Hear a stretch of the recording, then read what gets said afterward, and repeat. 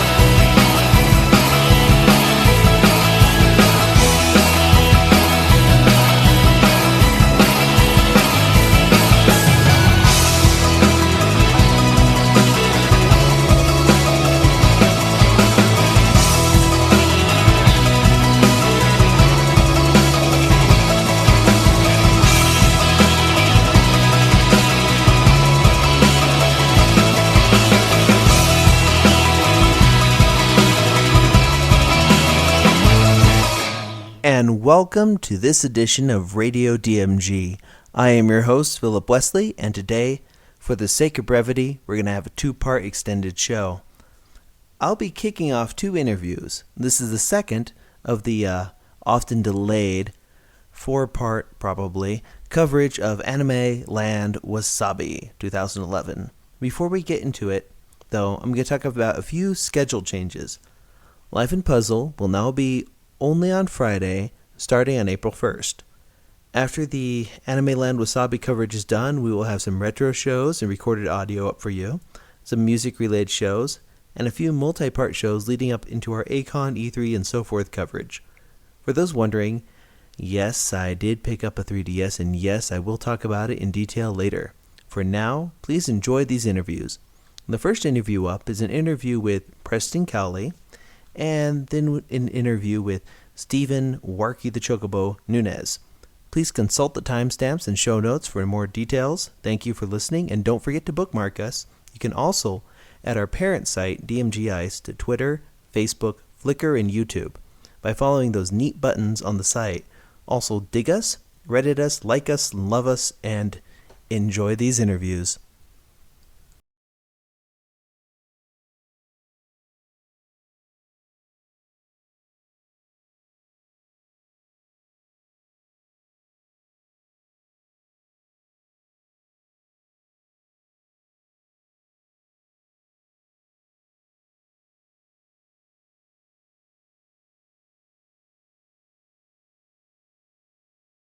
Particular interview was recorded in the same place that we recorded the Liesl Wilkerson interview, and that's why the audio is the way it is.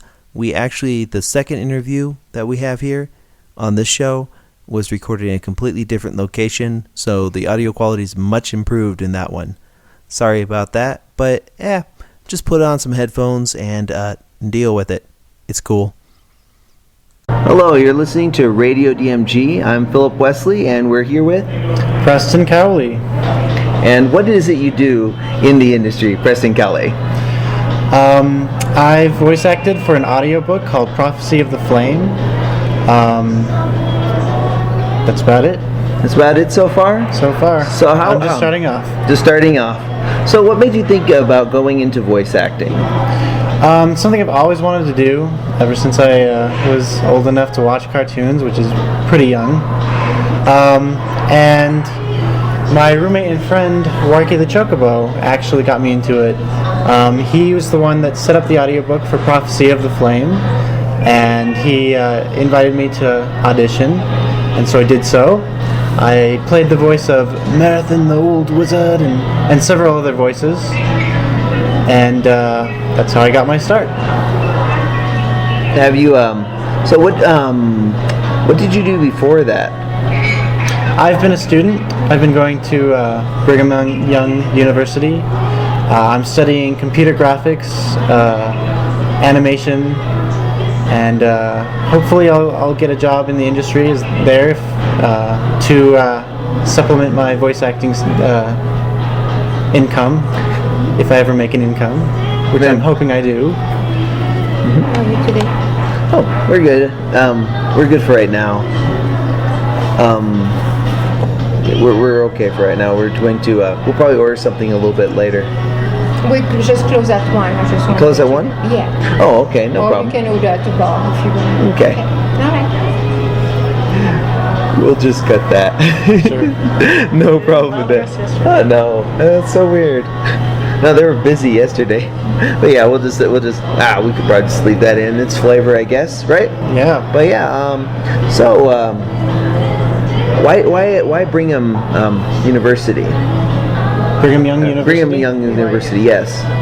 It's where all my older siblings went. Seems like a really good school. I've heard a lot of good things about it. It seems wholesome, and I've heard it's got a great animation program, a great education. I've really enjoyed myself there so far. So how far have you gone so far in animation?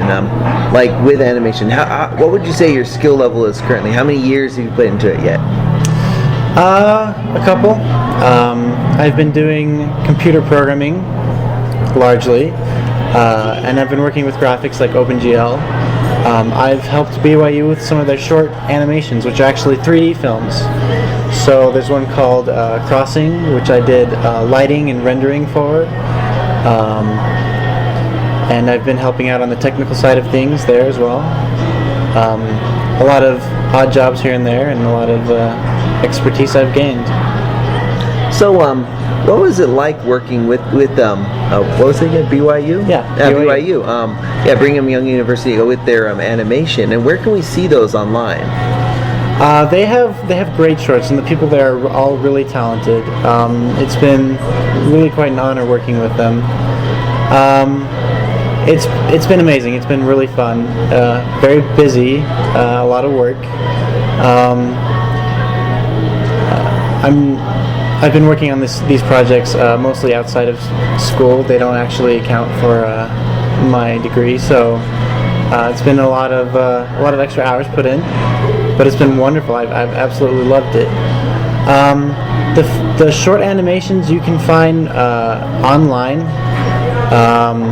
Some of them are on YouTube. If you just search for BYU animation, you can find some of them.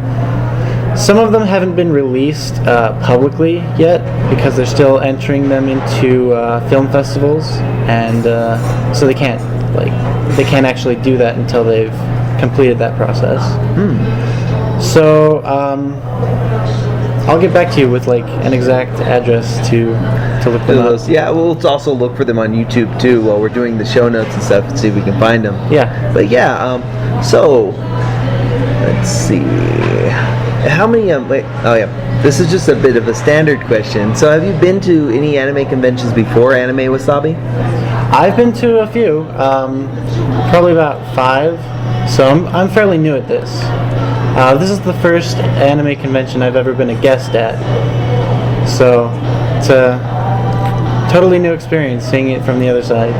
So so what is the big difference between being in an anime convention as a guest and then being in it as an attendee? Well, probably how busy you are. I think when you go as a guest, you're there to have fun. You just hang out. You see what's going on. You hang out with friends. You run around and scream and do whatever you want.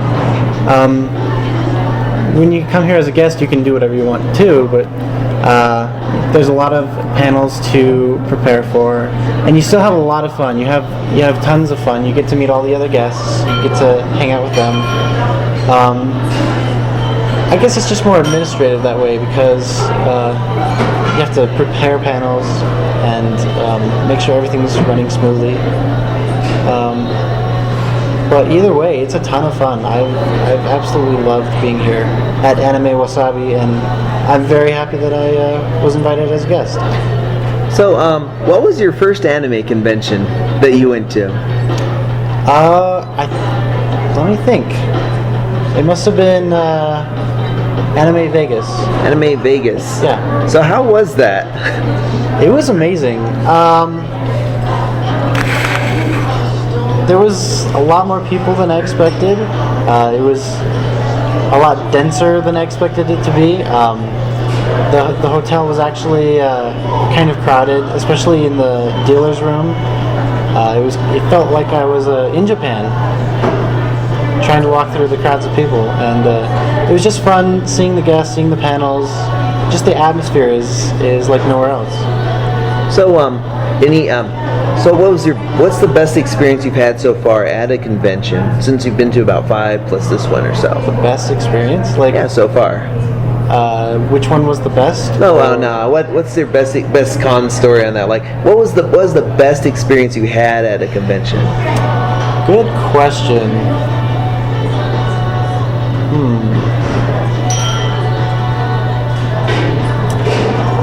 I think it's all been great. I think just I don't know. I can't remember anything. Nothing specific comes to mind, but I think just talking to people, getting their view on life, on their philosophy on things. People at cons come from a lot of different walks of life, and they're all pretty open-minded, and they're all just really good people. And so I think my best experience, my favorite part of the conventions has just been, meeting people, talking to people, and getting to know them. So what's been your worst experience so far? Anything? Worst experience? Fire alarms Yeah, or there people was- and things? Yeah. There was a fire alarm here at Anime Wasabi. Everyone had to rush out. There was we ran into somebody who I guess had passed out drunk, and there was an ambulance called on them. Nothing like just a lot of crazy stuff going on. Nothing like horrifying or traumatizing or anything. Just crazy, interesting stuff that you don't expect to run into. This is a bit of a question actually about your faith. Okay. Since you're going to Brigham Young University, you do know Warkey. Warkey is a bit like a Mormon version of Mark Lowry. Yeah. So, he was like, "Oh, have you heard about Weird Al?" I was like, "No, I think he's closer to Mark Lowry in this regard." But how do you feel that you can use going to anime conventions as a way to show people or to show an example of your faith? Well, yeah, of course. I believe that you should try to be an example of what you believe everywhere you go and in everything you do. I don't think it's something you have to push on people, but it's something that people have asked me about frequently, and I'm happy to share it with them. So I often find myself in religious discussions, in the most random places, and what I believe in very strongly. So I'm happy to share it with people, and I think this is a great place for that.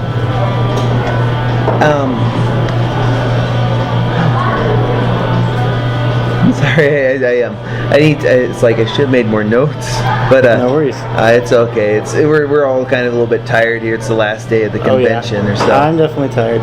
Oh yeah. So how was it like? Have you been to Denver before? Actually, have you been to this side of Colorado before? Funny you should ask. I'm actually from Denver. Oh, really? Yeah, I'm from Lakewood. Oh, Lakewood. Yeah. So I grew up there. I've come to Utah to go to school, and I've been there for the last few years. But my parents live in Lakewood. I'm pretty familiar with this area. So what do you like about Denver in particular, about Lakewood? I love Denver. I love the people here. They have a very friendly and just sensible attitude. I love how close you can be to the mountain wilderness and the city at the same time. And I think people, you know, it's just got a great atmosphere. So do you do any skiing or so around here? Like, have you done that yet? Oh yeah, I've done skiing. Any broken bones? No broken not bones. yet. I actually don't go that often, unfortunately, but I've gone quite a few times, and it's always been a blast. So, where do you want to go after you've done an audiobook? Have you looked into like Audible or into what's the other one? LibriVox, which is mostly volunteer for free domain stuff. But have you looked into other audiobooks? I have not, but I'm planning on it. I'm actually sending my demo reel around to various companies and opportunities.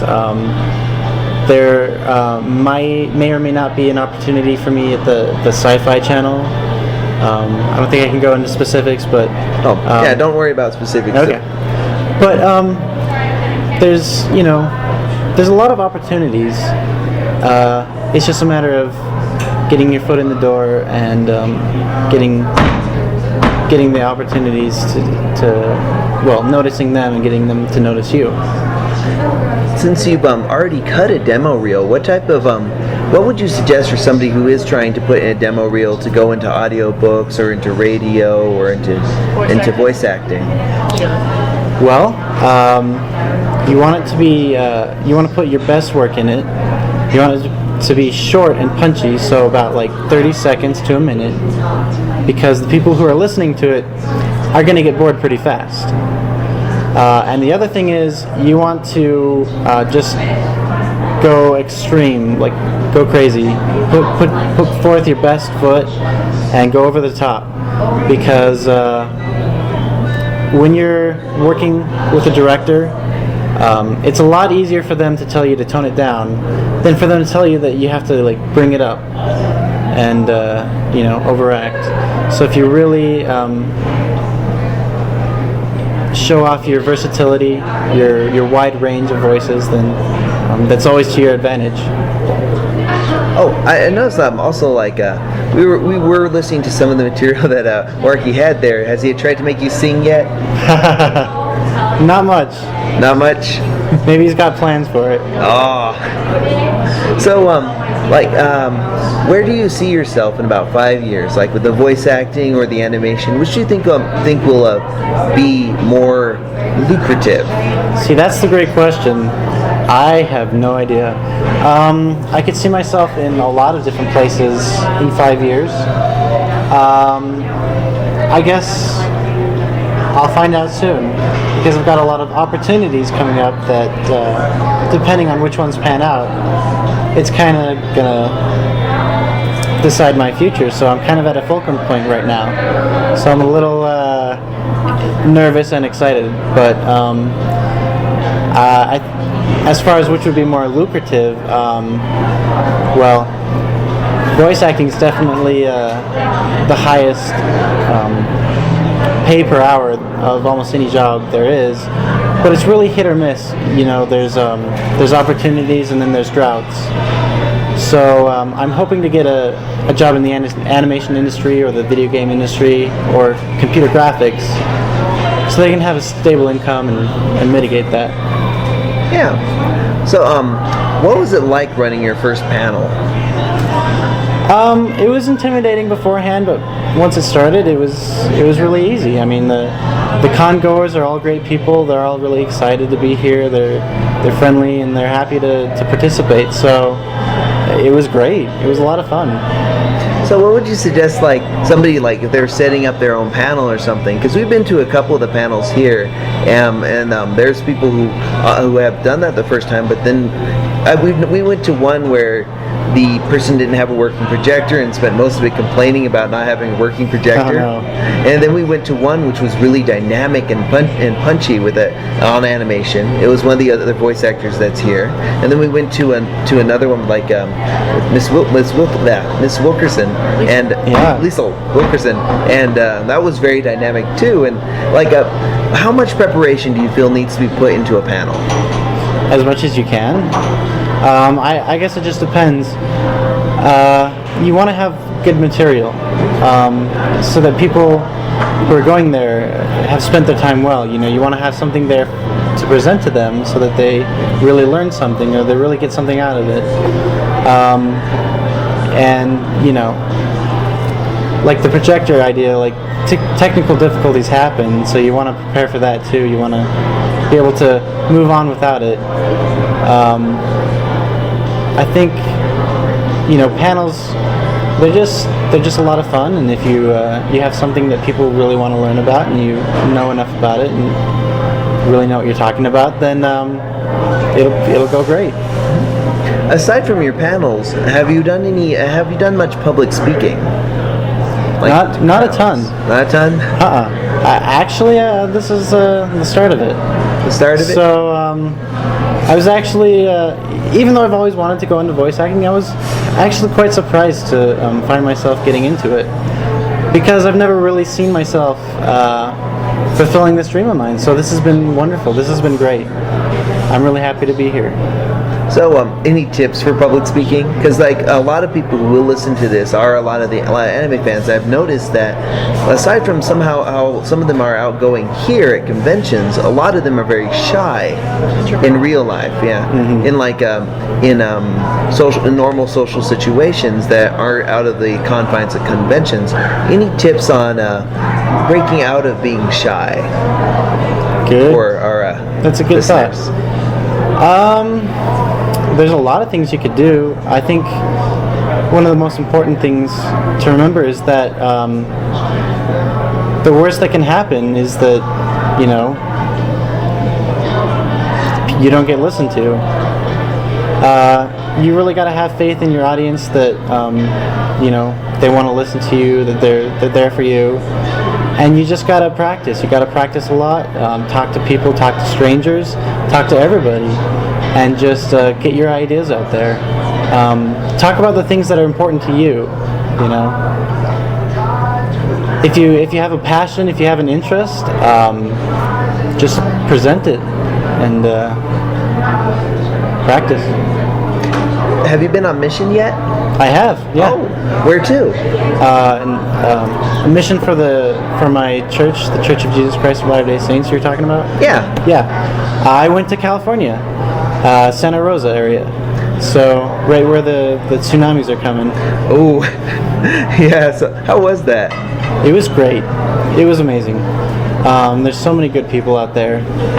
It's there's a lot of work, a lot of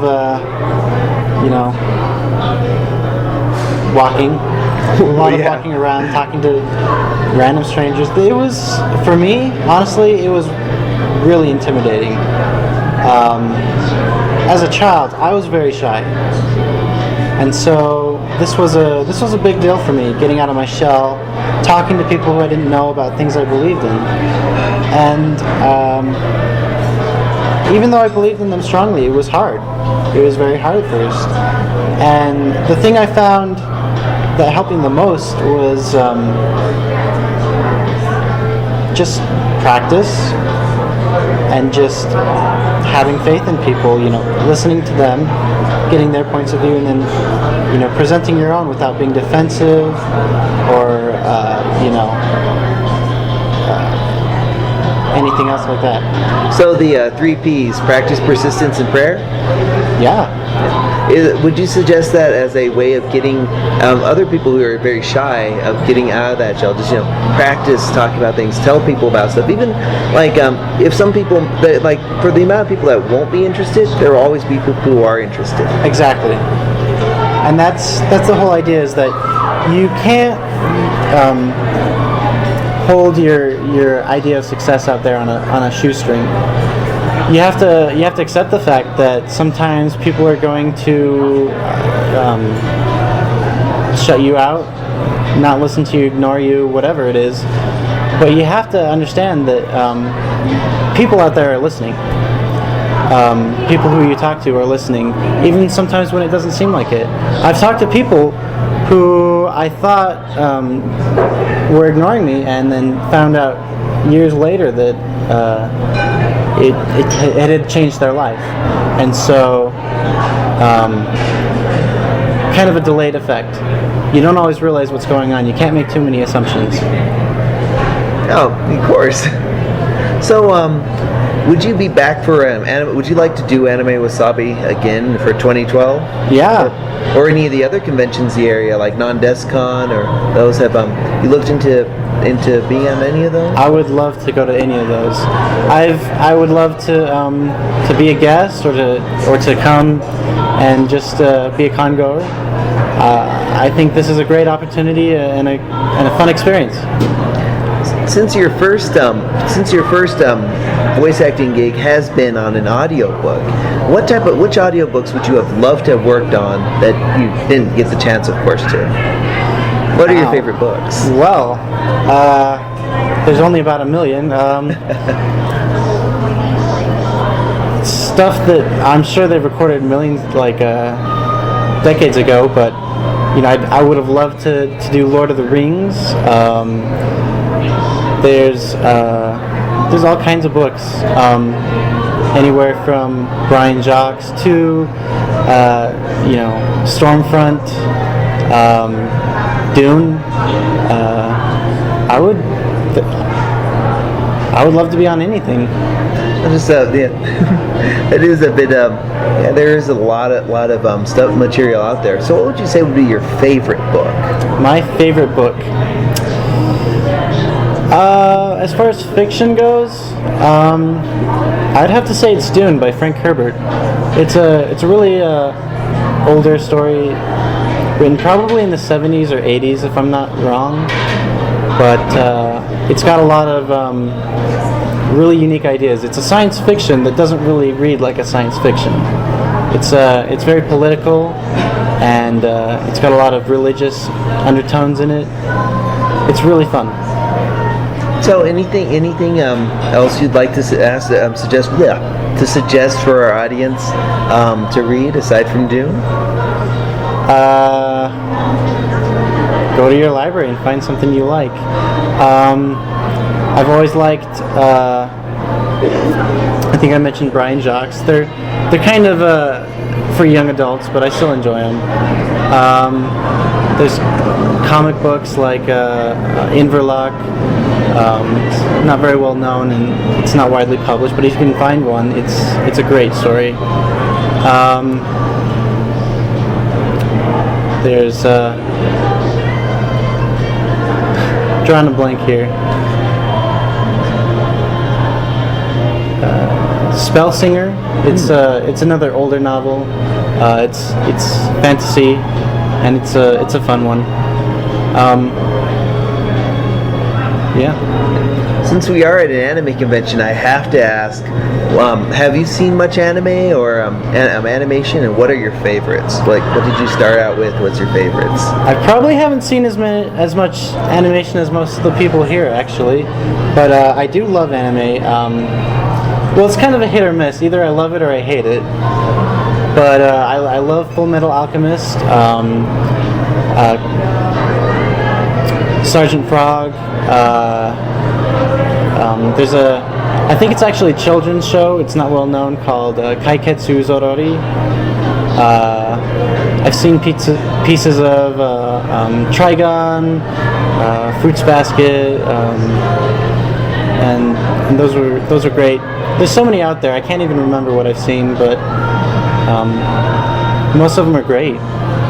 Which ones have been terrible? Terrible? A lot of people are going to hate me for this, but I really did not like Akira. Oh, that's okay. I was pretty bored by it too. Okay, good. That one's a bit of a lot of I think a lot of the newer people haven't actually even seen that one, so they like. There are a lot of younger anime fans that haven't seen Ninja Scroll and they shouldn't. I mean, if you're really young, you really shouldn't see Ninja Scroll. But no. Another one that people will again probably hate me for is Dragon Ball. I've never really gotten into that, particularly in the way that it takes about 3 episodes to build up to a fight and about 10 episodes for it to conclude. It's like, oh no, they're gonna burn you alive in the next anime convention. No, I'm kidding, they won't. All 3 of our listeners won't. I'm kidding. Of course, there's more than that, but yeah, it's a running gag on the site. You know, we have 3 listeners, 3 viewers. Nice. Well, but, I'll be number 4. Oh, cool. So, what is it like being roommates with a giant chocobo? I get a lot of feathers and everything in my food, in my laundry. It's a mess. Does it snore? Yeah, he does snore.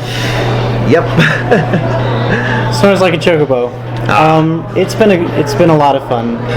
Warky is such a good friend. He cares about everybody, and he goes out of his way to make other people happy and to just be a good guy. So it's been an honor knowing him. So aside from like we've talked about the anime and the and books, now we'll go into movies and music. Okay. Of course. So, favorite movie or most influential movie? What movies changed your life? Good question. What movie changed my life? Well, you know. Well, I'm sure a lot of influenced me deeply. As a kid, probably the biggest impact was Disney. I've always loved Disney films. I still do. I've loved a lot of shows that really make you think hard, like, well, there's all kinds, like Schindler's List, Inception, A Beautiful Mind. It's hard to pick a favorite. So, and I guess we can move on to music. Do you follow much of the local scene here in Denver or so, or do you have a? I'm a fan of the Flowbots. Flowbots. Yeah, I don't know. I don't have a big clue on what the local bands are, but I do love music. Haven't had a lot of time to sort out my collection recently, but I like all kinds of bands: Beatles, Evanescence, Panic at the Disco, Nickelback. Pretty wide range. I don't really have a favorite genre. I love jazz music. I've always liked going to the Mercury Cafe here in Denver, where they actually have live jazz bands. It's been a lot of fun, so I enjoy that. Oh, did I mention? I don't think I asked you about video games yet, but which video games are you into? I'm into all video games, but I think the Japanese RPG probably takes the cake. It's kind of a dying genre, a bit, or I guess that's arguable, but I think what it used to be is not what it is. I think Chrono Trigger is probably my all-time favorite. It's the best game ever. It's the only video game. Well, Link's Awakening too, but yeah, Chrono Trigger. So would you say that would be one of your favorites? Chrono Trigger? Oh, that is my favorite. That is your favorite? But there's so many games besides that. Anything from first-person shooters to well, puzzle games, anything. Do you play Xbox Live? I don't have an Xbox. Oh, okay. It's tragic. Oh, what systems do you own? Yeah, what systems do you own? This is embarrassing. I own a Nintendo 64. That's about as far as I've gotten. So my roommates generally have consoles, so I just play on their systems. Any portables? No. Okay, no portables. I have an iPhone. Does that count? They have somewhat. You can get Chrono Trigger on the Nintendo DS for $20. No way. Yeah, and they added new levels to it. There's new extra content to it. You're kidding? No, I kid you not. Wild. They put in a bunch of the cut content, and you can. It's pretty great, actually. I will check that out. You should totally check that out. It will also work on the 3DS, which is coming out soon. Nice. And that one's 3D without glasses, so that'll be pretty interesting. You know, it's really funny and kind of ironic. As a kid, I loved video games. I played video games all the time. It was one of my favorite pastimes. Now that I've grown up and I'm in college, I'm trying to get into the video game industry. I'm taking classes in computer graphics, and I find myself so busy with so many things that I don't have much time to play video games anymore. It's kind of sad. Just wait until after you graduate. I'm not kidding. Oh yeah, that's gonna be tricky because you'll be working with like jobs and such, but in a way, it's kind of funny how when you start making video games, you stop playing a lot of video games. But as long as even with just the iPhone, as long as you play a little bit each day, you'll be fine. Okay, it's like riding a bike, right? Yes. Okay, it'll come back to you me. never forget. Good. So, any last words of encouragement or anything for our listeners, or anything you'd like to say? It sounds really cliche and lame, but believe in yourself. Like, honestly, you have to believe in yourself. You have to go out there, do what you love, do what you believe in, and do it for free until you can start making money at it. Because that's the way you're really gonna get your foot into the door in these industries that are so hard to get into. You don't start out with experience. You don't start out with practice. You have to practice on your own. You have to take your own gumption and go do it. So, yeah, I guess that's about it, actually. But yeah, it may be a bit of a cliche, but it's amazing how many people don't. I mean, no matter how many times it's said, how many people don't seem to pay attention to it, which is kind of a little sad. But eventually, it'll stick, and that's why it's not really cliche to say it. You know what I'm saying? Right. Well, it's absolutely true. I mean, I think as people grow up, they become more cynical, and they have bad experiences, and they stop believing in their dreams. And I think that's a terrible waste. I think that's something that doesn't need to happen because it's not true. If you do believe in your dreams and you work hard enough, you will eventually reach them. It's just a matter of time. So, before we go on that, any more comments? Any comments on what happened in Japan, on the tsunami and the quake? Yeah, I'm not sure what to say other than it is tragic, and my heart and my prayers go out to everyone there. Also, because since you've been in Denver for a while, in Colorado for a while, what would you say is since I don't want to end on the tsunami note, but what would you say is one of the, if somebody's visiting Denver, Colorado, aside from the jazz bar that you mentioned before, or the jazz club you mentioned before, where else do they have to go? What is the essential Denver experience? Well, I don't think there are essentials. I think it really depends on your interests.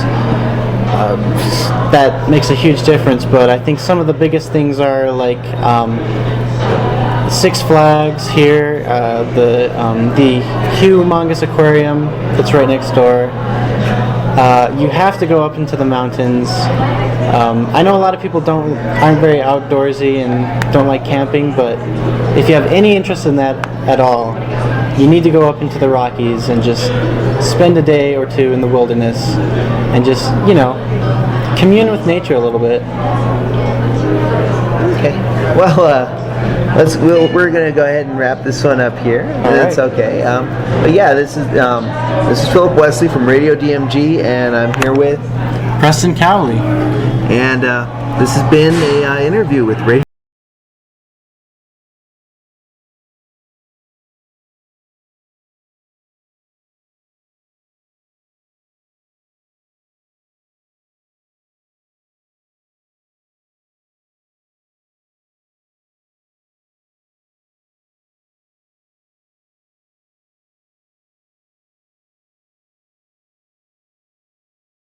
Listening to Radio DMG. I'm your host, Philip Wesley, and we're here with Warky the Chocobo. here at Anime Land Wasabi 2011. So, what is it you do? What does the fine feathered Warky the Chocobo do? I do a lot of things. Mostly, I'm a video game pianist. I also play anime music on a keyboard. I usually play piano or keyboards, depending on what con and what they like for it. I take requests. You tell me what you want to hear, and I'll suddenly play it as best as I can. Since I don't read music, I have to recall it, and if I can't recall it, I probably can't play it. I do voiceover acting as well. I just finished out an audiobook, actually, and that was a lot of fun. And just, do a ton of stuff, just a mile-long list. So, general, Renaissance guy here. So, when did you start playing the piano? Honestly, I started playing piano probably when I was like 12. It was just about 12 years old. My family inherited one from like some guy who was moving. He was just moving. He's like, "Want a piano?" "Yeah, sure." I just started banging on it, not knowing anything. Not knowing what it was. Now you'll keep on playing it forever just because. Right, of course. Yeah. So, you also do comedy and such. We've checked out some of your CDs that you were selling over here at Anime Land Wasabi 2011 for They Might Be Elders. Yes. And you do kind of like a Mark Lowry type kind of comedy. You do song parodies. Yes, I do. And how did you get into that? Song parodies is something I just randomly. I used to listen to Weird Al Yankovic all the time. He's my hero, my personal hero there. And I decided one day, I was like, I'm going to try and write a parody. And all of a sudden, out of the blue, I started singing it for people, and they just thought it was the funniest thing. And they're like, "Oh my gosh, this is great! Do you have any more?" And, well, no. Well, I better write some more. I want to be popular. People like this. And so I started writing more and more, and then I just got this whole repertoire of like just songs I could just throw out there. But I always gave it a Mormon twist because I liked Mormon parody. I did regular parody as well, like different things. I wrote songs about divorce and stuff. It's quite terrible. Funny songs about divorce. Like to the tune of Shakira. Oh, we all need that. And it's like, and then it just kept on going on and on from that. Mormons started to like it, and then I got a little popularity with Mormon missionaries, and it became like this underground thing. And then Hailstorm Entertainment in Utah got a hold of me, and they said, "Hey, we love your stuff. Can you make a CD for us?" And I said, "Yeah, sure. I'll go to the studio and everything." Went to a studio, got it all produced out there, and then they started selling it. It hit top 10 of Deseret Book, which is like some big Mormon thing out there. And then we did a second album, and then that hit top 10, and now we're doing the third album, and it just keeps going. Oh, what's the name of the third album? We've got Unabridged Translation, Rosetta What, and Quorum of the Rock. What's the third one called? The third one, right now, tentatively, is called Fishers of Everyone. Fishers of Everyone. So, what type of parodies are going to be on that? Because we've got on this, we've got parodies of Miley Cyrus or The Killers, Katy Perry. That's like Cher and all that, and we got like Aqua and Spice Girls. Right, the Spice Girls. Sure, the third album's got Neon Trees. We have the Neon Trees on there. We have Snoop Dogg. We have a Snoop Dogg Katy Perry one, the California Girl song. So you rap. And apparently I do. Yeah. I now rap. I do. We have Owl City on the next one. That's all I'm going to say for now. Just a couple of those. Just a few to keep the suspense. Right. So when do you think that one will be released? Actually, by the end of the year. I plan on it to be released by the end of the year. So you can bring it with you to the next Anime Land Wasabi? I do. Those CDs sell really well at anime cons, and I'm not sure why. Because most of them aren't Mormon. But they're just like, "This is the funniest stuff. Oh my gosh, I have to have it." And they buy it, so okay. And yeah, I'll be bringing it to the next Anime Land one. So how many Anime Land Wasabis have you been to, or any conventions? And how many anime conventions? Over 100. I've been doing cons since 1998. I started doing cons. I used to go when I was a kid, and then later on they asked me to do panels and stuff. Asked me to be a guest at local things in New York, and then I did Otakon. I did Anime Boston, Anime Next, all these random anime cons, and then I moved to Utah because of the record deal and everything. At that point, I started doing cons all over the place. And so, I've done everything, like all the Anime Land shows. I've done, Makiba and Otaku Max and Tucon and, Wasabi, of course. And then I've done, Anime Bonsai in Utah. I've done, I even did BishiCon, YawiCon. I've done every con. No, not every con. There's too many. But I've done a whole lot. And I just love the fact that different cons will ask me, and most cons just ask me back, which is great. I love the fact they ask me back. It makes me feel like I've really done a good job, So what was do you remember what what was the first con you did a panel at? First con I ever did a panel at, like officially a panel at, was Otakon, which is huge. It's like the biggest East Coast con. I did that in 2004. Wow, that was like the biggest, like, first real panel con, like, where I did something for like thousands of people. It was cool. I did that with Piano Squall. I did a con thing with him, and Piano Squall hasn't been on the scene in a very long time. But I mean, he hurt his wrist a while back, and he wasn't able to do cons for a while. I mean, you know, it really hurt to play, but that guy's got so much talent. It's insane. Oh yeah, we listened to his CD a little bit too, and that was pretty good. Yeah, he's great. Just it's a shame about his wrist. And so, since you've been to a lot of anime and comic book conventions and such, what are your favorite anime and comic books? Let's start with anime. What's your favorite anime? It used to be Cardcaptor Sakura, and now it's Ketero Gunso, which is Sergeant Frog. I just really love it. It's like Invader Zim on crack. It's and they finally, Funimation announced they have the third season. So I know, that's great. They finally licensed another season. I'm like, all right, it's going to come here. It's popular enough. Thank goodness. Oh yes, definitely, and the merchandise is great for that one. Oh yeah, I've got cell phone charms, pillows, plushes, everything. I mean, Todd Haberkorn has got to be making bank. So, you said that you've done voice acting. Have you done any voice acting aside from the audiobook? From the audiobook, I've done radio ads, television commercial, voiceovers, just narrations, presentations, all that kind of stuff. You win! I was like, I win, all right. We win an empty elevator. Woo! Oh my God. Oh, it's fine. We'll leave that in there anyway. Yeah, right. Why not, right? Yeah, exactly. It's like ping pong. As the Japanese say, ping pong, like you won. So, what was your first anime? My first ever anime? Probably Voltron, if you want to call it that. What a Go Lion Force in Japan. If you want to count that, Thundercats or something, I guess. But first actual like subtitled Japanese anime I ever saw was I can't remember. Probably maybe a Yashi no Ceres, something like that. Like back in the day, or that other one, Angelic Layer, like stuff like earlier, like Cowboy Bebop, Trigun, like Genesis, Neon Genesis, all of those back in the day, and Cardcaptor Sakura. Like, I mean, I just fell in love with that one. That one, oh my gosh, Clamp, I love you. It's the ending theme, isn't it? It was. It totally is. Yeah. So, what comic books are you into? Comic books, I read Archie comics. I love Archie, but that's not really anime. No, but it's comics. It's comics. I mean, DC Comics, some Marvel stuff. I mean, I've read the gamut on stuff. Richie Rich, Casper, random things like the that. Harvey comics. The Harvey comics, like back in the day, and because I grew up with that. Like my father got me on that, and it was just they were just funny to me. And I know that Archie Comics has now they started their manga series of like how they do Archie but in manga form, and it's really kind of cool. They have Sabrina the Teenage Witch with all that. Kind of like what they do with Twilight. Yeah, except it's good. No offense, Twilight fans. And Stephanie Myers gonna hunt you down. Lives in Utah too. I know, that poor one though. She like, might, She's gonna see me and be like, "So I heard." Well, tell her to call us. Yeah, really, it's like, we'll interview her. Call her DMG, please. But yeah, also, so what do you feel you draw inspiration from, aside from the Mormon faith, for your parodies? For the parodies and stuff, with Mormon stuff, I mean, I pray about it and everything before I do it. I don't want to offend.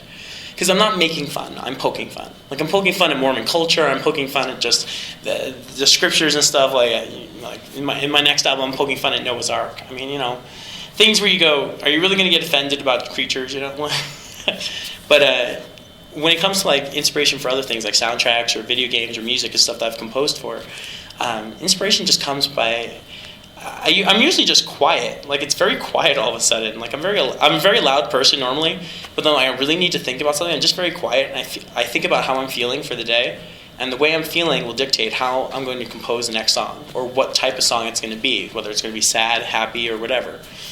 And maybe I should clarify that in case people are like, well, he's writing a suicide song, he must be depressed, And it's like, it's not just that. Like, sometimes you have to reach back into your memories and think about something that's very sad or upsetting to you to like try and help you, think of something that what you were feeling at that time. And sometimes it gets very emotional. Like, there's a lot of there's a lot of tears shed. Sometimes there's just like stuff, and you think about it in a minute. And sometimes, like, I feel like music is therapy. Like, sometimes you can't express that emotion, and being a guy, you don't want to express some emotions. All of a sudden, I'm playing a song, I'm just like, crying, squealing like a velociraptor, a crying velociraptor. You're like, I'm stuck in that freezer, and the tasty kids are outside. Right. Twice.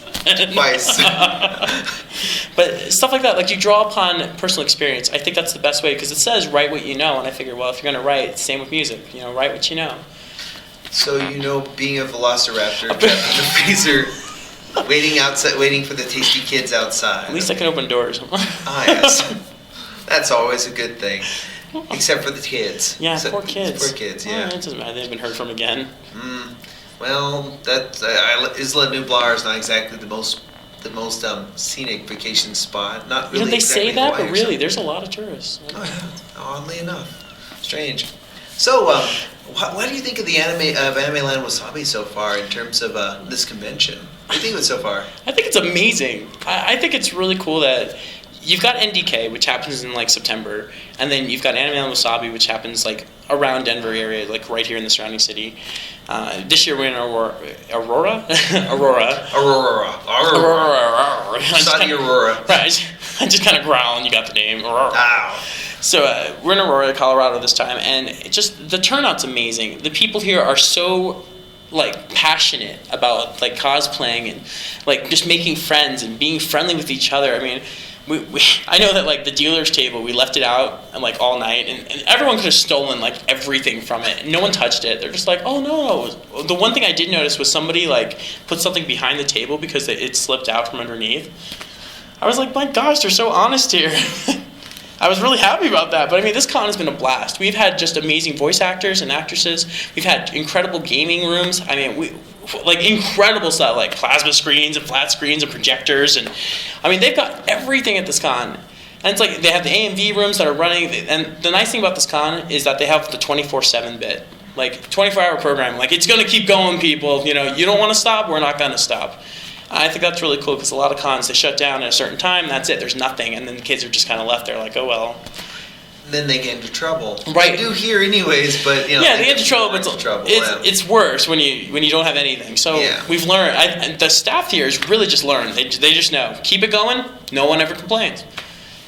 Yeah, overall, for one of the smaller conventions, they've been they aren't as strictly organized as some of the ones I've been to, but they're working on it. They are working on it. I mean, they are fresh. I mean, they've been around for like, what, 4 years? Yeah. I mean, that's it. That's nothing in the con world. That's so new, and they're so much better than, I mean, the first time they did it, it was very disorganized, but people had such a blast, and the staff does it because they love it so much. I mean, they wouldn't do this otherwise. I mean, they have so much fun. I mean, the con heads are just amazing. They're such great people, every one of them. And like, if you ever meet like the staff, like you just talk to them, within 3 seconds, you already know. You feel like familiar with them. You almost feel like you've been friends for life. And I think the friendly atmosphere is a huge draw for anime goers. So, since you've been to over 100 cons or so, that's a lot. What would you say was your best experience at a convention? Best experience at a convention? Top 5, maybe? Top 5, yeah, really. There's a lot of good experiences. A lot of experiences. I have good experiences for different reasons, like severe reasons. One of them was BishyCon. BishyCon in St. Louis, Missouri, which is strange. It sounds strange to like think of BishyCon first, but in fact, that probably shouldn't be the first, maybe the second. But no, BishyCon was a small con. It's a new con. Like, I think that was the second year they've had it. Just this past year, I just went, and over in December, and they were just so insane. Like, they were nuts, but they were so happy and having the best time of their lives. And none of them were drunk. Everyone was just like, wow! Like, there was nothing better in life. And it was just exciting. Like, it's exciting to see all these people just like so passionate, so excited. Just like everything is like brand new. It was like kids in candy shops, like, oh my gosh, we have a con. Oh my gosh, it's this. Oh my gosh, it's like whatever it was. It didn't matter. We called out my favorite breakfast cereal, and they screamed with this thunderous roar of, oh my gosh, I eat Golden Grahams too, and like, you know, like that was just a really cool experience for that. Another one is just Anime Bonsai. Okay, I love Bonsai. They have to be my favorite con. They really do. They're my favorite. I hate to say it, but because it's rude to say that to other cons, but it's fine. But I mean, like they're my absolute favorite. I mean, there are thousands of people that attend that con every year, and just it gets bigger and bigger. They just had to move to a bigger convention like center, the biggest one in all of Utah, just because it's gotten so big. But I mean, those people they love everything. And they're so kind and sweet, like all of them. And like you see all these people who come up to me and they're just like, "Walking!" They scream and scream, and then they run up to me and then they stop right in front of me and they go, "Sorry, can I hug you?" I'm like, "Yes, it's fine." They're like, "Ah!" and like freak out. But the staff there is just top notch. They will bend over backwards and give you the coat off their back if they see it's raining and you don't have one with you. Like whatever they want, like they just accommodate and. No one, the guests never take advantage. They don't dare because they feel like they're already doing everything they possibly can, you know? And the turnouts are so big and they just love everybody and they're so excited, again, with the passion that they have for every guest that's there and they're so interested and it's so diverse and varied. Like, it's just such a great experience that you always come off feeling like you've just like taken a drug or something, you know? Maybe they spiked the water, I don't know. Yeah, really? Oh gosh. No. It's like, is that really salt? Yeah, like, something's up there. I mean, like, that's always just a great con experience. Actually, a girl dressed up as a chocobo for me. She dressed up for one at Bonsai, and that was a cool experience. I gave her a big hug. She was just the coolest girl. And there was a girl who spent like almost $1,000 making a chocobo costume with like harnesses and fans and to keep her cool inside there, and like she made the wings flap and stuff, and like it looked like a real life like chocobo. Like if they were real, it would look like that. And she's just like, yeah, I just did it for fun.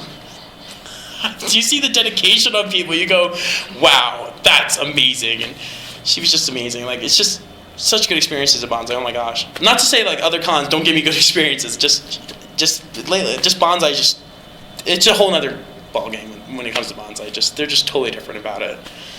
But I think that's pretty much it for like I mean, there's all different kinds of experience. Like I loved Otakon performing for like all those people. There was just a real high for the first time to perform in front of so many people. Like I got really nervous for the first time in a long time, and I was just like, okay, that's a lot of people cheering. Okay, hi everyone. I'm like squeak. My voice kept squeaking. It was horrible. But it was so much fun though. What an adrenaline rush. Other things are just making friends with the guests. Like it's really cool that all these people I used to fanboy over, it's just like they're like, "Hey, you're my friend." I'm like, "Oh my gosh, I love you." It's like you're my friend. Right, exactly. And then they hug you, and you're just like crying on the inside, and outside, you're like, "Yeah, thanks."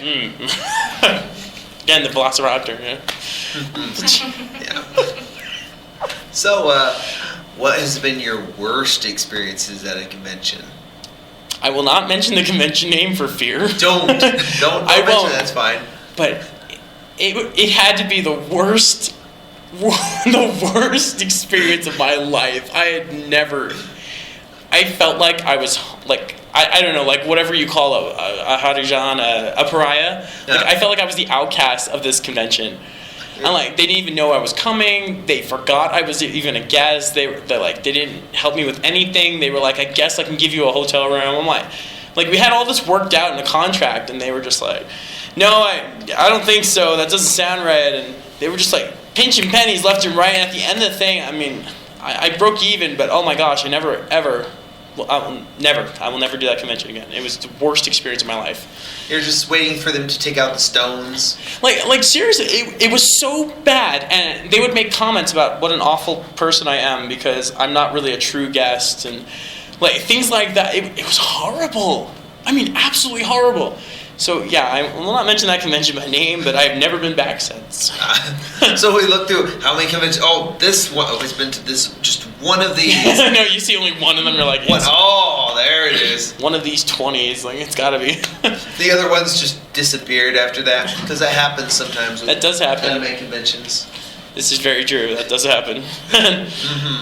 So, what are you looking for in the future aside from your new album? Are you going to be looking to other voice acting or audiobooks? Yeah, actually, I will be doing more audiobooks. I have a couple of publishing companies that want me now because I've sent out demo reels. I'm auditioning like crazy everywhere now, and it's nice because I have a lot of people trying to help me out as best they can because they know I'm very versatile with my voice. It's almost funny because I play a lot of women. I play a lot of women roles. Every time I do voiceovers, it's usually a woman. We need an example now. Yeah, we do. You do, huh? You're gonna need one. I know. Here I am talking like this. It's like The Velociraptor. The Velociraptor, right? And, okay, here's an example. Like one of the ones, the joke, because part of the demo reel even I made on the demo reel. It says Valley Girl, so here's the example of the Valley Girl. I'm like, you can't be serious. He's like the star quarterback. And just things like that. Where all of a sudden you're just like, dear Lord. And I play a narrator, and it's usually a female voice, so it's always, hello, wonderful things are about to occur. I don't know what to do. I'm so scared right now. Brad, are you there? Things like that. And so it becomes a very, very different type of voice acting. And the fact I can sustain it for 12 hours, that's amazing. Somewhere, they're writing up your contract for Glee. Yeah, they might. At this convention, they asked me to sing Defying Gravity like 4 different times, and that's been a lot of fun singing it in Kurt's range from Glee. Would you ever do regular live action acting? Live action acting? Yeah, I'm all for it. I mean, I'm one of those people that are very uninhibited at this point. I'm just like, yeah, sure, wow! Yeah, when you take your shirt off for the scene, wow, it's already off, man. I just don't, I lost all caring about, like, you really have to throw yourself out there. That's what people have always told me. And it took me a long time to even just get close to wanting to be out there. Now I'm just like, woo, throwing myself out there as best I can. Yeah, so, you mentioned video game stuff. Have you done, I know you did, this one here, Destiny's Cheers, the soundtrack without a game. It was going to be a game originally. I had a couple of companies looking at it, and then one of them was going to do it, and the recession hit, the company went bankrupt, end of game. Ooh. Yeah, so I have a soundtrack now that has no game. So I have a soundtrack, which is kind of nice. The fact that I do have a soundtrack, just in case. Just in case. There's an iPhone game somewhere. Right, exactly. And you know what? It's an RPG. It's a complete role-playing game soundtrack. It's got 50 tracks of music complete. Complete? Yeah, it's like, woo, ping pong. Complete, did I say that? That's right. Can we say wow or wow? That's a special word. Cherry or whatnot. It's like Pee-wee's Playhouse. We scream every time we say it. But yeah, I'm hoping that somebody eventually will just use it for mobile platform. Because I think it'd be great on a mobile platform. It's a really good soundtrack that can be used for it. So how much music do you think would you say you write in about a year or a month or so? I write so much. I mean, tons, a plethora of music. I just have, whenever it hits me, I just suddenly write it right on my keyboard, and I just start writing, and then I just enjoy it. I mean, I do it all through MIDI. I do MIDI orchestrations. And so I'll write all the parts out and just line it up, and then I leave it. And if somebody ever wants this track or something, I go back in my files and go, what do I have? Okay, I got this one, great. And just use it, or I'll just write a whole new track. I don't even care. So, hundreds? Yeah, literally hundreds each year. Always something new. I sometimes I dream about music. It's crazy. So then you wake up in the middle of the night and write out a huge crashing rock opera just to wake up your roommates. It's happened. It happened to me when I was writing that soundtrack. I used to sleep and I'd wake up and go, I have a new song. I already know how to play it, and I would just play it like it was as if it was natural because I learned it in the dream. I almost feel like it's cheating. So which one would it be off of this one here? It's number 3, the airship theme. Airship theme. Yeah, I dreamt that one. So where can people buy these outside of conventions? You can go to warkyonline.com, WARKY online.com. That's cool. That's the cheapest place to go because you just get it from me. You don't have to worry about it. It's just cheap. No overhead. Use PayPal, but if you want to use like other stuff or something, you can go to like for the They Might Be Elders, you go to Desert Book, or you go to desertbook.com. Seagull Book has it. Seagullbook.com. Random places, LDS Audio, iTunes, Amazon, like it's everywhere. And then like Warkey CDs, it's just on my site. Usually, or at cons, you can get it. Do you tour with like They Might Be Elders with this? Aside from like the anime conventions and such. Yeah, I actually do YSA things, Young Single Adult Conferences. I do like fireside things are called for the Mormon Church. Random times I'll do family home evening shows and stuff. And yeah, so I get around. Strangely enough, I get around with the Mormon thing, get around with the anime thing. So it keeps me busy touring around the country. Oh yes, definitely. So we could talk a little bit about the Mormon thing. Have you done mission, and where was it? Actually, I did not do a mission. Oh. I did not, which is surprising. Shame on you. Yeah, really. Oh. It's like a lot of people are like, what? You didn't? What? Like, everyone thinks I did. Would you say that this is your mission, essentially? That's what I have attested it to. That's what my bishop has actually said to me. He's like, maybe your mission is to spread it through music. Yeah, through comedy, because comedy is the easiest way to break down barriers. That's true. I've actually had some people convert to Mormonism from listening to these albums. Like, I've gotten emails from people who are like, I was struggling with stuff, and I listened to your lyrics, and I didn't know what some of the stuff meant, so I looked it up, then I asked missionaries over, and then I realized that I wanted to join the church, and then I got baptized, and so I just wanted to tell you thank you so much for your music, because without it, I would have never been so happy in my life. I'm like, well, okay, great. And sometimes I get letters where I'll break down crying. Like, I will actually cry. Like, they're just completely, they've turned their whole lives around, like, completely, just to, like, because they listen to this music, I've had mothers come to me where they're just like, my son didn't want to believe in anything, and now he's going on a mission because of your songs. And I was like, how did that work? and she's just like, you don't understand. He kept listening, and one day it finally hit him, and he started praying again, and now he believes. I'm like, well, that's cool. It's like a reverse Katy Perry instead of being like Katie Hudson and changing your name.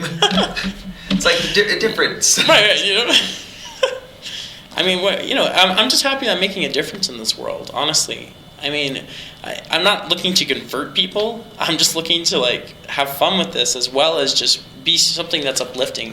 I mean, there's swear words in some of the original music, which I don't like. I don't want to hear it. I don't like hearing swearing. And so I feel like if you have to swear in your song, then you're not really that talented, because you can always find another word. And so that's why I was like, I like my music. I like the fact that it is uplifting and that mothers don't have to worry about what they're listening to. Well, I guess unless you're not Mormon, you don't want to hear this, but... Somewhere, Christopher Hitchens' son or something is looking at this like, what? Ed Decker's upset. Bill Maher somewhere is like, wait, what? Probably is just like, what is this? So, also, on the subject of Mormonism, what do you think about how it's portrayed in a lot of media with like some comedy shows or with like Big Love and such? There's a lot of misconceptions. Is there anything you'd like to mention on those? Any comment on those? I've actually seen Big Love, and I've seen a couple of episodes where first people have to realize that it's like the fundamentalist Mormons. It's not the actual Church of Jesus Christ of Latter-day Saints, and what they do on that show is very off from what anything goes on in Mormonism, like, all the murder, right? Like all the murders and stuff. Like people, like we joke about it. We're like, yeah, the sacrificial goat's coming, like we don't sacrifice stuff. We don't. They show stuff. They're like, yeah, this happens in their temples. It doesn't happen. No, I've been through the temple. It doesn't happen like that. I'm telling you now. This is very wrong. Like Big Love just. If they got the ideas right, I wouldn't be so angry at them. But I don't appreciate that show just because it's creating a bad name and a stereotype for Mormons that isn't even valid, in any way. And like the polygamous groups and stuff, that's all fundamentalist Mormons. Like they call themselves the Reorganized Church of Jesus Christ of Latter-day Saints, but because it sounds so similar to the real thing, that people just associate it and throw it in with each other. Yeah, they did that a lot to like Mitt Romney and such when he was running for the Republican ticket. Right. They kept on like throwing in the fact that he's Mormon and all this. It's like it's not about the Mormonism. It's about the fact that what he stands for. A lot of Mormons liked him. Now, true, maybe it was for the fact that he was Mormon, but I mean, I liked his views on things. I liked him. I really did. We're conservative. By the way, Yeah. we are a fairly conservative radio show. We do we do cover a lot of different topics and such, but we do have kind of, I guess you could say, an objectivist or a libertarian bent in a way. Nice. That's the way you could.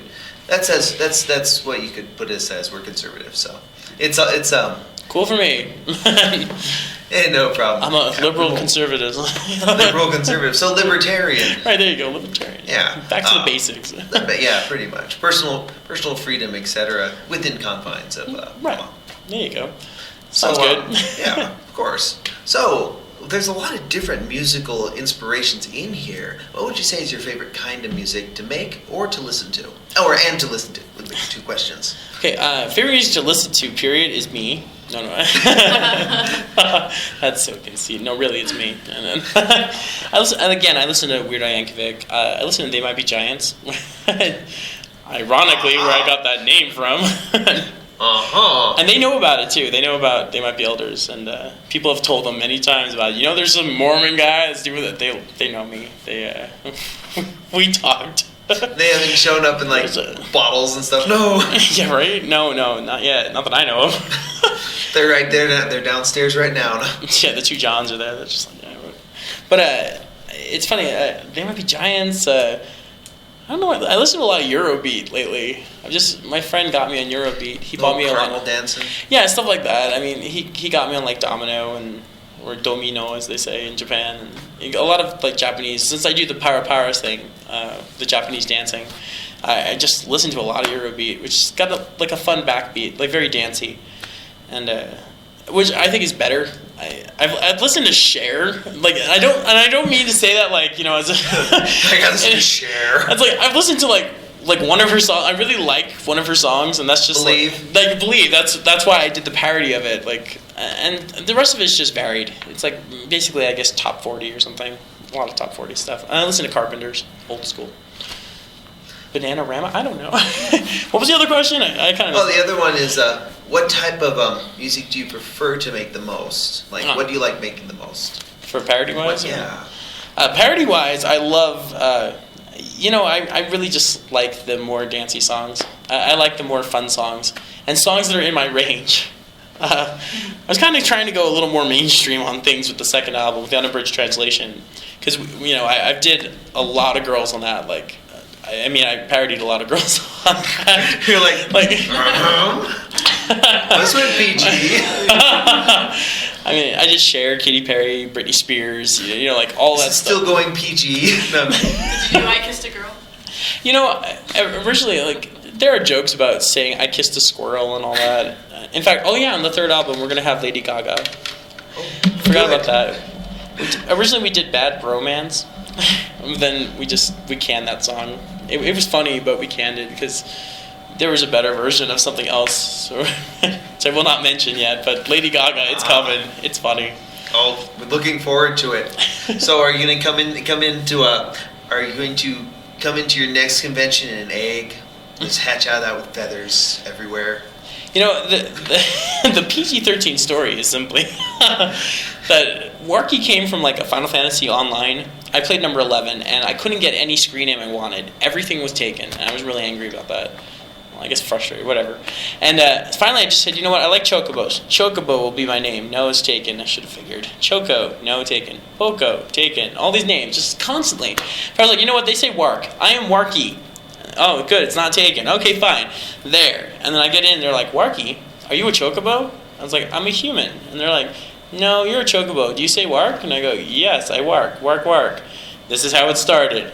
And now fanfiction.net took down the story finally. It's been 10 years that story's been up. I don't even know how long it's been. It's been a long time. It's about 5-6 years.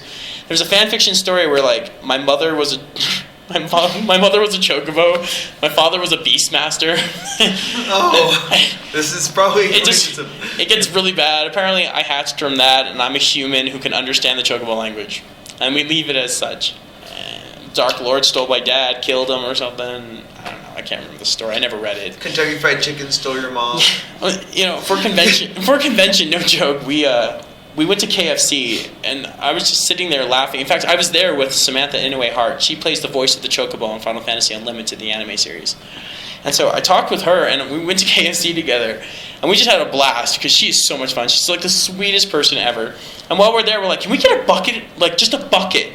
And they're like, yeah, sure. So she's wearing it on her head, and then I took a bucket and we threw a chocobo inside it, and we walked around the con with like the chocobo looking like hanging out of the Kentucky Fried Chocobo chicken button, and the bucket. Buckets. And people were really like sad. They're just like, that's so sad. Why are you cooking chocobos? Because they're delicious. It tastes like chicken. Doesn't everything? Yeah, really. Oddly enough. Moogles, lizards, that type of thing, all taste like chicken. Always. Even when chickens don't exist in that world so much. Really So, don't. yeah. So what was your first Final Fantasy game? Final Fantasy, the first one. The first one. It was the first one.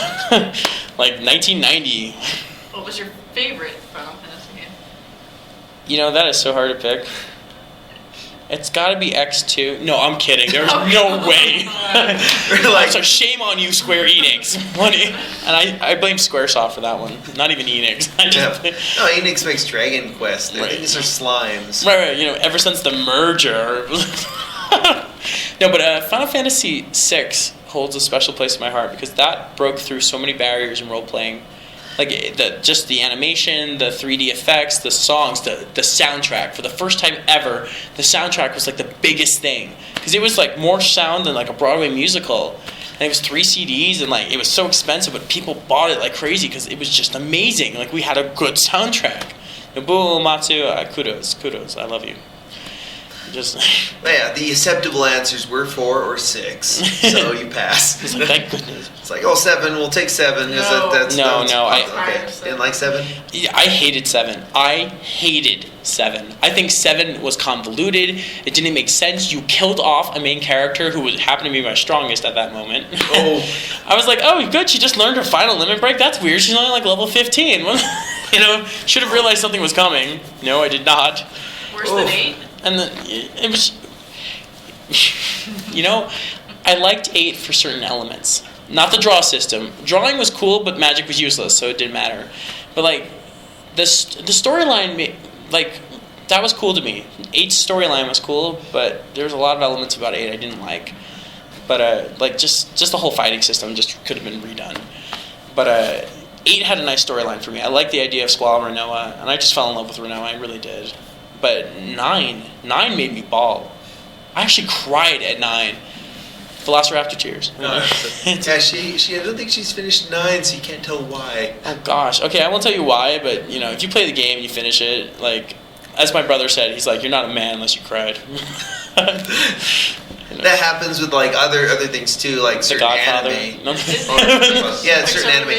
Oh, Pixar movies. Yeah. Grave with the Fireflies. Have you seen that one yet? No, I haven't. It's a Studio Ghibli film, and Ghibli, however they pronounce that. And Ghibli. It's about two kids who get orphaned during World War II, oh, wow. And it takes place. It's based on a real life story, and it's really sad. Aww. That one, Hoshinokoi. Oh, not Watership Down.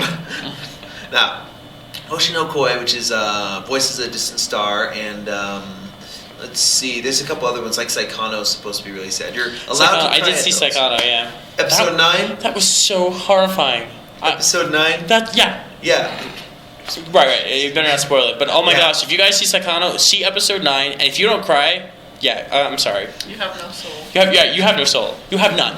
There's no hope for you. But it's just, that was such a sad. Anyway, it doesn't matter. Another one actually recently that's pretty good to check out actually, and it's almost inappropriate though, is Tokyo Magnitude. Yeah, I haven't Came out in 2009, 11 episodes long. Essentially put in the show, a 8.0 earthquake hits Tokyo, dead set in Tokyo. And it's about these two kids and this girl, this older lady that they meet, trying to get home to her. She's trying to get home to her daughter, and they're trying to get home to their parents. And because they were in Tokyo at that point, in Tokyo, the way it's designed, a lot of the housing is outside of there, so you literally have to go in about an hour in to get hour-long drive to get there. So that's a couple days. And they're walking through this and dealing with aftershocks, dealing with civilian panic and such, and all sorts of things. It's a really difficult series. Some of the later episodes. to get through. Especially right now, after what just happened in Japan. My gosh. I mean, there were people who were joking about that as soon as that happened. In fact, like Wikipedia had this entry that somebody had said that the earthquakes were caused by Godzilla, which is in poor taste. Yeah. There was some. So, would you like to comment though on what happened in Japan? What are your thoughts on it? I can comment that I think that the person who writes for the White House just got fired. Because like, if anyone heard Obama's speech, it was a great speech. It really was. But he used the phrase, "Our relationship with Japan, America's relationship with Japan is unshakable," and we're just like, really. Really, you had to say that. You said that word. That explains yeah. why Rush Limbaugh was saying it was like unshakable. Yeah. You couldn't say anything else. Like, we're a strong foundation. We've got a firm thing. Whatever, something. But yeah, unshakable. And we're like, that was terrible. I didn't find that really. I'm not. That was. Wasn't a fan of that word. But the speech was better. I mean, it was good to show that like our relationship between them is great. Like we were strong because we rely on each other. I feel so badly. I mean, my heart goes out to those people in Japan. I mean, I have friends in Japan, and I know voice actors in Japan, and I know a lot of people who work at the Japanese English translation program. And I've heard from everybody, so I know everyone's safe. But, I mean, there was a real panic in my heart just going, oh, gosh. I mean, I know people there, and I mean, I know even Liesl Wilkerson.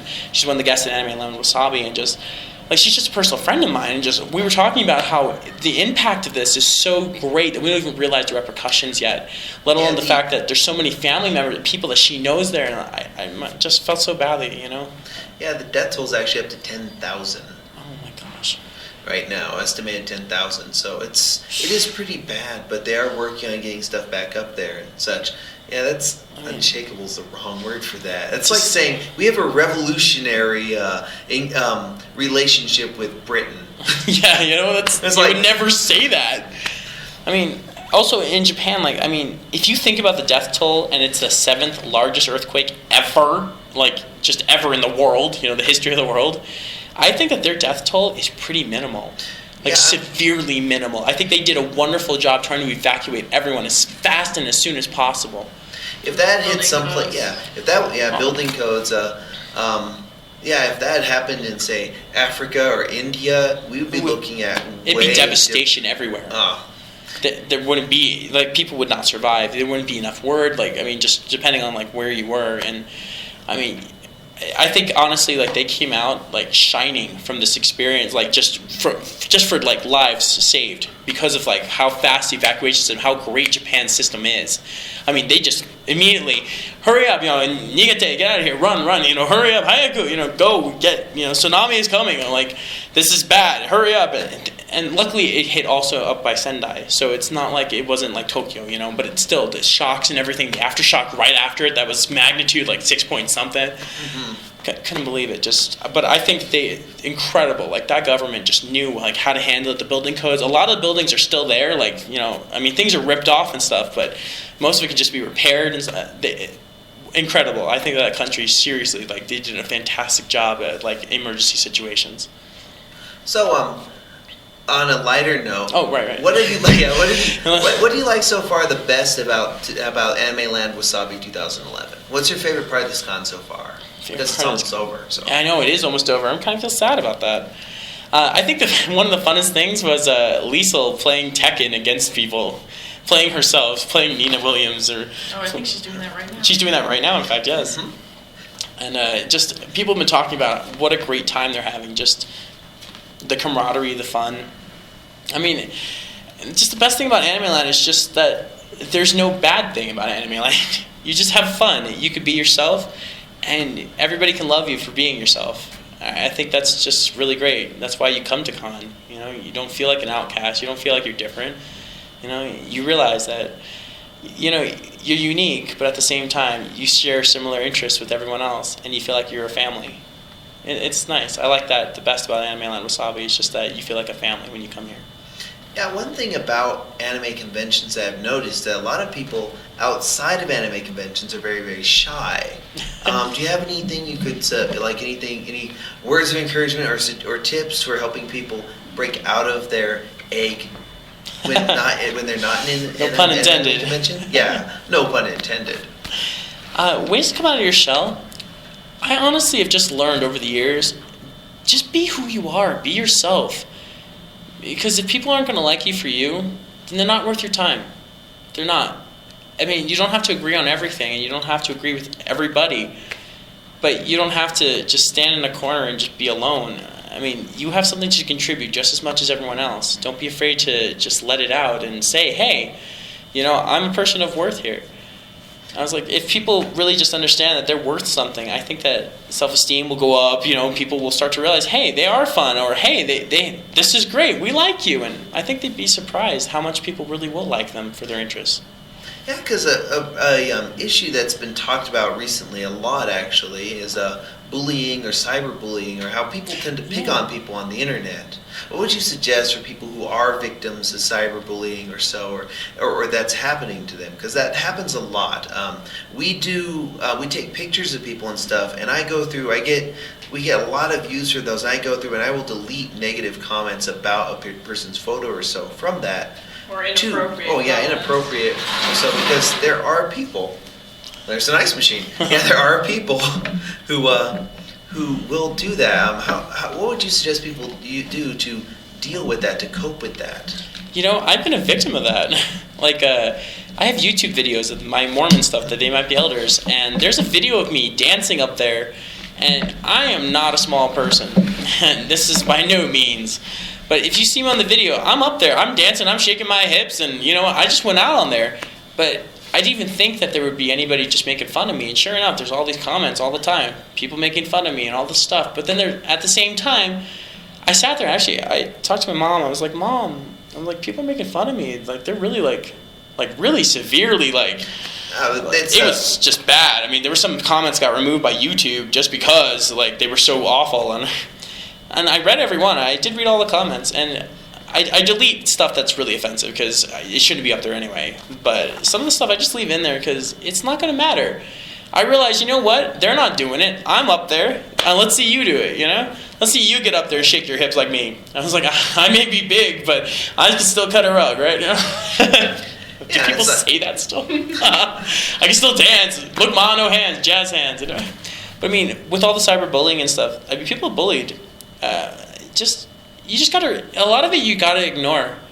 You just ignore it, because you just go, you know what, I did it and I had fun. And it's and just because I had fun and someone else is jealous, or they just want to say, whatever, just imagine they're all jealous.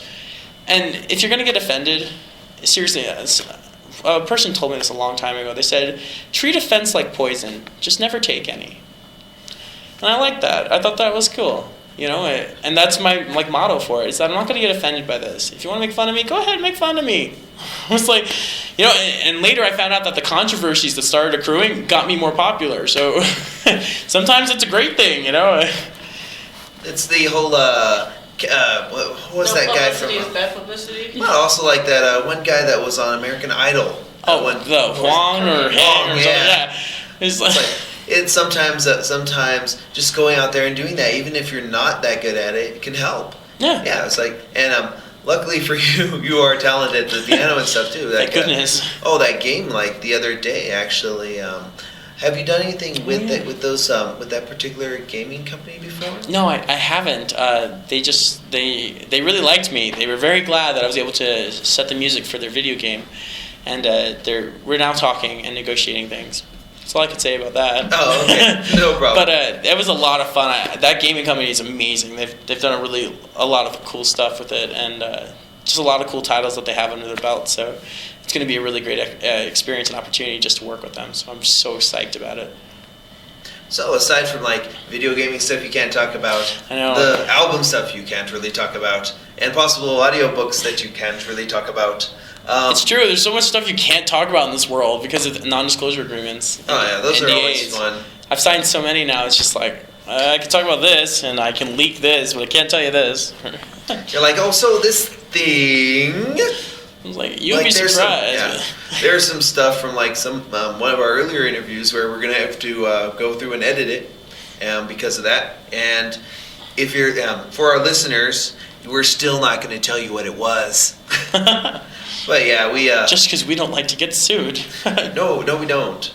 I don't particularly like that. But yeah, since you have had to go to a lot of different anime conventions and such, did you have any tips on people who do go to conventions? Like, let's say, what tips would you give to somebody going to a convention for the very first time? Bring a friend.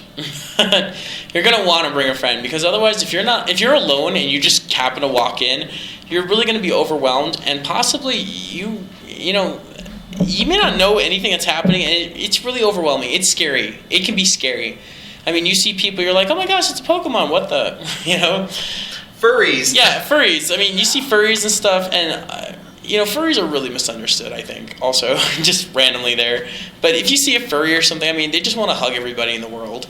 But that can be scary to you. I mean, bring a friend. Bring someone who's been to one before, and it's a great way to introduce yourself into the genre, at least for convention-wise. And then, most of all, just pick out the panels. Pick out the panels you want. Try and ask questions to the staff and all. And, what is this panel about? And see if you want to go to it. A lot of times they have program guides, and it gives a brief description of each thing. And so you just look at it and highlight what you want. And at that point, just next to it, just have fun. Don't be afraid to just be outside of your box. I mean, because really, no one's going to judge you here. You couldn't possibly be judged here. It's like, not at a con, man. I mean, other places maybe, but a convention, nah.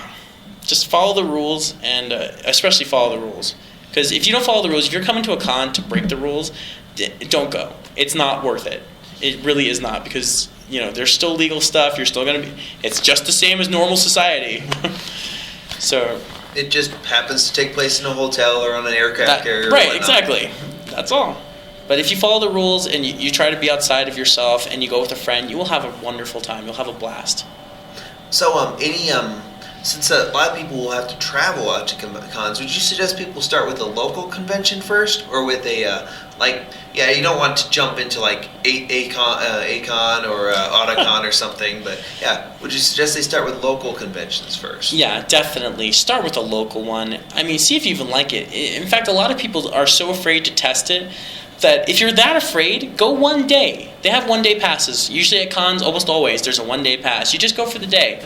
And, go Friday or something, check it out, look around, pay $12, $20, whatever it is. I mean, it's usually pretty cheap. And then if you love it, most of the staff can say, if you go, I have a one-day pass, can I upgrade to the 3-day? They'll just take off the price that you paid for the 1 day usually, and they give you a discount on it. It's great. So, we did ask other people about books and stuff that they read through.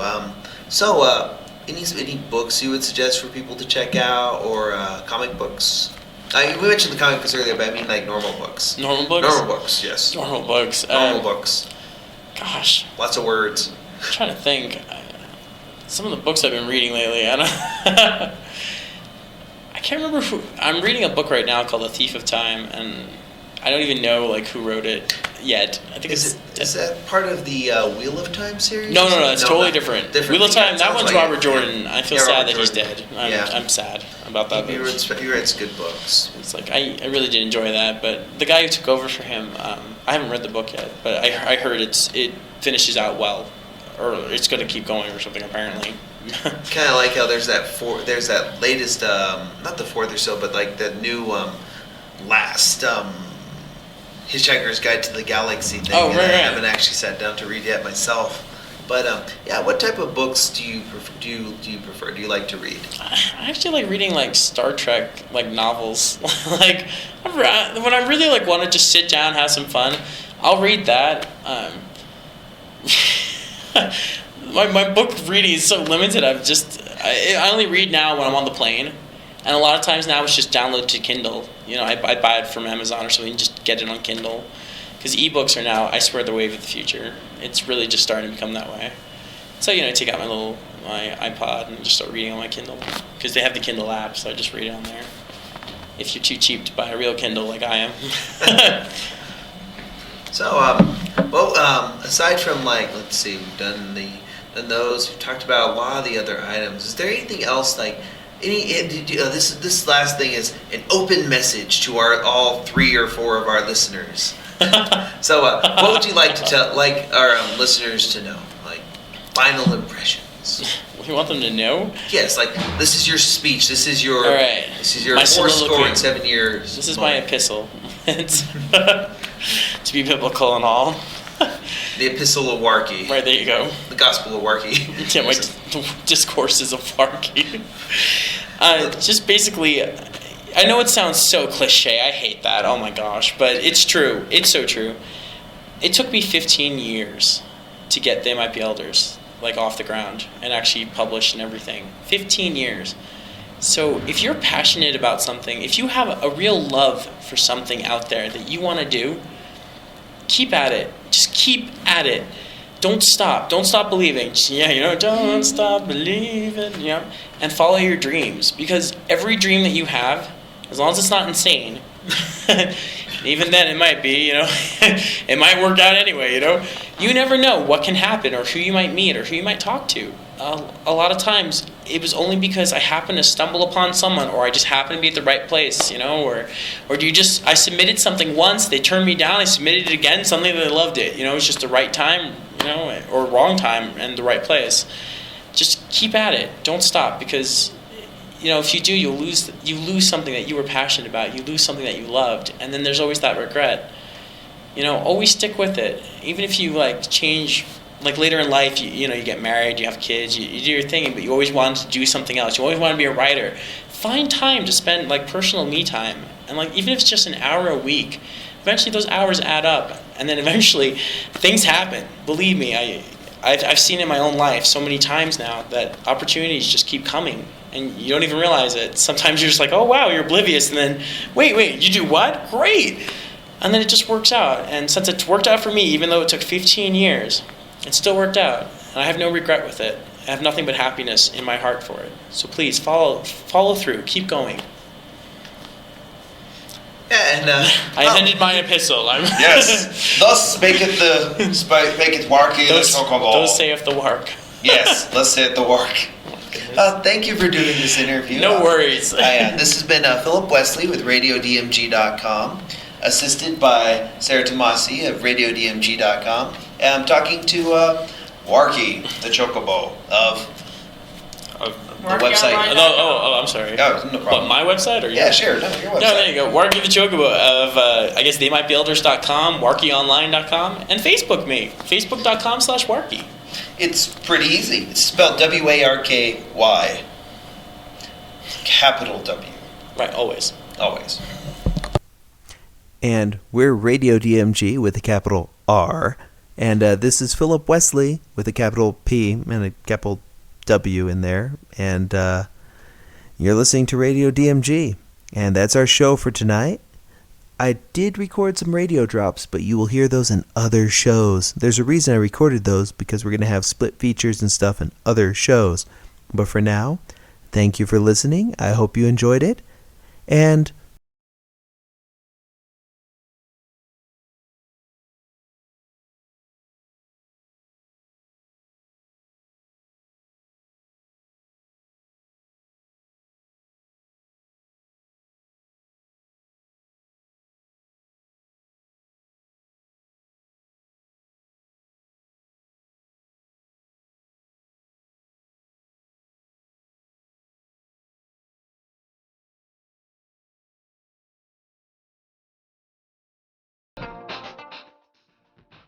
this is a test.